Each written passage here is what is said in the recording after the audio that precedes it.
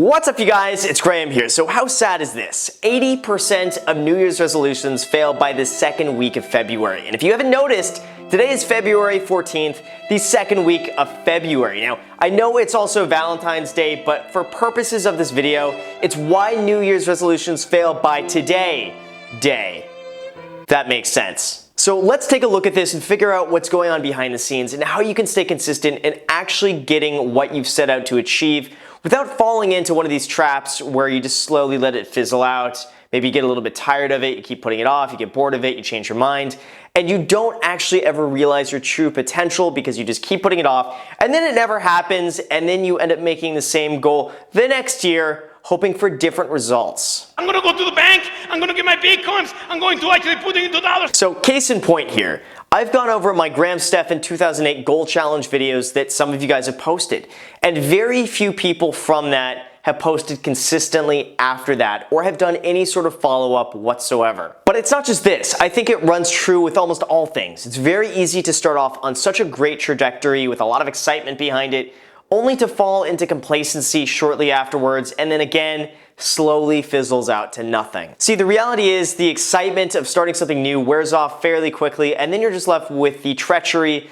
of sticking to something that you might not fully be into. Like maybe it was just a little bit more difficult than you thought it would be. Maybe you're just not as into it as you once were. Maybe it just doesn't seem as practical now as when you started the goal and you started the idea a few months ago. And then at that point, it's really easy to start cutting yourself a little slack. And then once you've done that, you give yourself an excuse to cut yourself a little bit more slack. And then at that point, you may as well just be like, you know what? Let me cut myself a little bit more slack. And then pretty soon, whatever you've set out to do just becomes a distant memory of what could have been. And honestly, none of us are alone in this. We're totally all guilty of this, including myself. And it has nothing to do with like just being a character flaw or you're not being good enough to do something. It literally happens to every single person out there. But there are some things you can do now to prevent this from happening and also remember why this was important to you in the first place. A study was actually conducted in 2016 and found that the factor that mattered the most in whether or not people kept to the New Year's resolutions was just enjoyment. Basically, if people just enjoyed what they were doing, they were more likely to stick with the habits that they've created and reach the goals that they've set out to hit. Now, it also found that getting immediate rewards from these newly formed habits, no matter how small, kept people more engaged and motivated in sticking to their goals. So bear with me on this point. I just came up with this. I have no idea how good this is or not, but think of it like this. Your goal is really just like a destination that you want to get to. But a destination in itself won't really get you there. This is why you need a plan to accompany your goal. The plan is a little bit like your map that's going to tell you what steps you need to take to actually get there. Like if you're trying to get somewhere, you can't just pick a totally random destination and be like, you know what? I want to go over there. Let's go over there and hope that I end up where I want to go. So coming up with a plan is really like coming up with a route to take to arrive at your destination. But it's not over there. Because you have a destination and a route to take you there, but how do you actually get there? This leads us to the daily habits you will form, which is somewhat like the vehicle that will take you on the route to the map you've planned out, the destination you want to arrive at. And when you combine all three of these, the habits, the plan, and the goal, it's at this point that you can really reach your destination. I have no idea if that metaphor made any sense. I literally just came up with that and I thought I should record it. I don't know why. Maybe that was a bad idea. I hope that makes sense. So with that said, if you found yourself with a goal but are slowly losing the motivation to make it happen, focus on the daily habits you can do instead of the actual goal itself. Literally just focus on what you could be doing every single day, and if you have to, make a list and just make sure you stick to that list. This is also gonna make it a lot less overwhelming than having a huge goal and then freaking out wondering how you're gonna do that if you just focus on the tiny individual steps instead. And creating these habits really just takes patience and faith. The hardest part of doing any of this is really just the beginning, and it's just starting. Many people end up giving up before ever having created the habit because they just assume the struggle will last forever. And in reality, it's not going to. And it's really just the first 6 weeks or so that's gonna be the toughest point. And then after you do that, Your body just adjusts to it, it becomes normalized, and then you do it without even thinking about it. And also, perhaps one of the reasons why 80% of people fail at the resolutions is because they just forget about the bigger picture. We forgot about what made us decide to try to change our lives for the better. And then we end up accepting the short-term pleasure over long-term fulfillment. And once you start doing that, it's very easy to take the approach of, it's not that important right now, I will do it later, over the, this is what I could potentially achieve long-term if I just do this. And this brings me to one of my favorite points in the entire video, and I nerd out anytime I get to talk about psychology or anything like that, and that is Parkinson's law. Why that's so important, why you need to know this, why you need to be familiar with this, and how this is incredibly relevant to anything you're doing. Parkinson's law pretty much just states that your work expands so as to fill the allotted time for its completion. Now, if you've ever done this before in your life, and I hated this, it's called homework. You're very familiar with this, as am I, because I sucked at homework and I did this. If you had a homework assignment that was due the next day, chances are you would work to get it done the next day.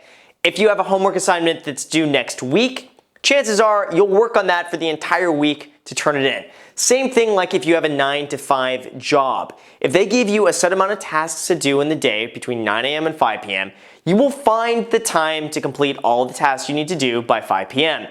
But if they gave you the choice to say, you know what, you can leave at 1 p.m., just as long as you get all your work done by 1 p.m., guess what? All of a sudden, you'll be able to finish all of your work by 1 p.m.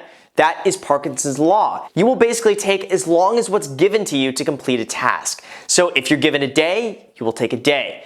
If you're given a week, you will take a week. If you're given a month, you will take a month. This should also show you that we spend a lot of time procrastinating on things we could be doing a lot faster. So one of the most useful things that you can do to hit your goal is to shorten the amount of time to hit that goal. Like for instance, if you've set yourself a month to complete something, you know what? Just cut that in half. Instead of giving yourself a month, give yourself 2 weeks. I think we all end up underestimating what we can do in the short term and how much we can really make happen when you need to. So make sure to remember this. When you made your goals, think about why you made the goals in the first place and why this is actually important to you. And if you're not sticking to these goals, figure out what's holding you back.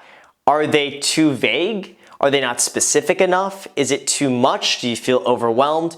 Really dig deep and find out what's actually holding you back and what you need to do to tweak that to make it work for you. And then just as a warning to you guys, trigger warning here, make sure you guys are sitting down. I'm about to go really cheesy on this, but you gotta make sure you have SMART goals. And SMART is one of these acronyms for specific, measurable, achievable,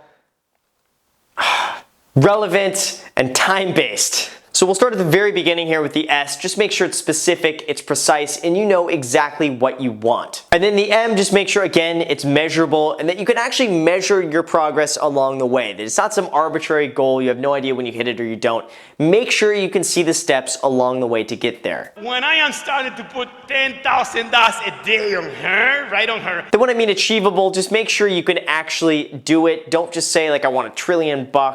Chances of that happening, it's probably not going to happen. So make sure it's actually something you can physically do. Hey, hey, hey. Then with the R, just make sure it's relevant. Irrelevant now, but hey, irrelevant. Irrelevant. You're irrelevant. And by relevant, I mean, why is it important to you? Why do you want to make this happen? What's at stake if you don't make this happen? And finally, the T for time-based, just figure out when you need to achieve this goal by. And like I said, don't just make a goal far off in advance because it's very easy to put off. Figure out when you need to hit this goal and maybe some smaller time frames along the way that you can make sure you consistently hit to make sure you're on track. So if you're one of these people who's watching it, who's slowly let their goals slide, who's slowly given them less importance over time, who slowly started to put things off, at least take the time today to revisit why you made these goals in the first place and why they're important.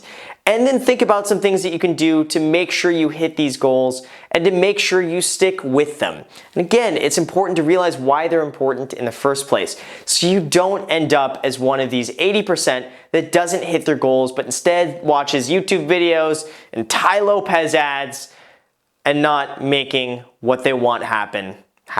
So with that said, you guys, thank you so much for watching. I really appreciate it. If you haven't subscribed already, you watch my videos, you haven't subscribed, make sure to smash that subscribe button. Also feel free to add me on Snapchat and Instagram.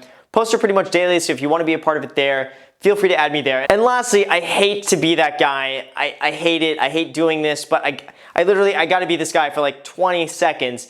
If you're interested in becoming a real estate agent, I'm launching a course of everything you need to know about becoming a real estate agent. And if you're interested, for the next few days, I'm offering $50 off from the pre-launch. The link is in the description. That's all I'm going to say about it. I'm not going to be like too in your face about it. That's all I want to say. So if you're interested, 50 bucks off, link in the description. It's only for a few more days and then it's done.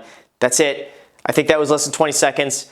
Thank you again for watching. I really appreciate it. And until next time.